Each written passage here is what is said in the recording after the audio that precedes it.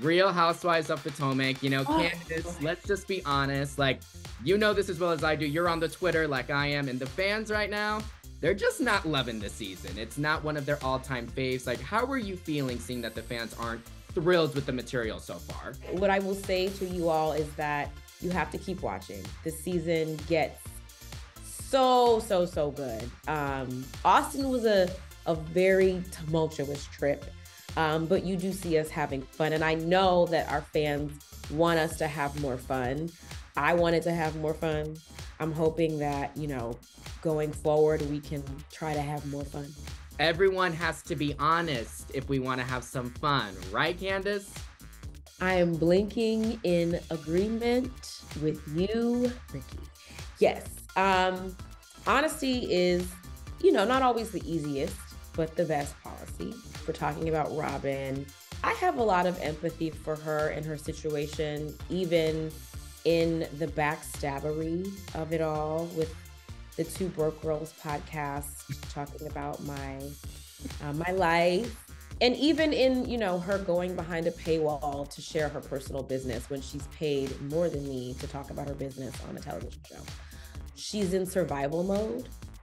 And I wish that she would just say that instead of deflecting and standing up in a muumuu and telling people to beat her up and crying. And I mean, it all feels it feels like we're in the Twilight Zone, because like, even, sitting in that van and she's crying and she's like, I've never done anything to any of you. And it's like, bitch, roll the tape. Like, what do you mean?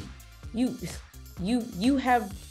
have been part and party to a lot of what has been done to everyone.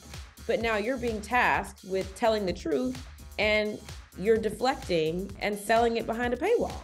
The name of this game is share your life, tell us about what's happening with you, and here's your check to do that. So when you not only stop sharing, but then it almost wouldn't have been as bad if she had just not talked about it at all. Right. But you talked about it and then charged people for it. Mm-hmm. It's like, why would you, I don't understand why she would do that. And I'm just so confused by a lot of Robyn's actions in the last several months, because it is a departure from who I knew her to be. I think everyone, except for maybe one, is valuable to our show. And I think if we can get it together, we could go another season with this group. Ashley is valuable to our group. Mia is valuable to our group. Wendy's valuable to our group. Karen is valuable to our group. Robyn is valuable to our group.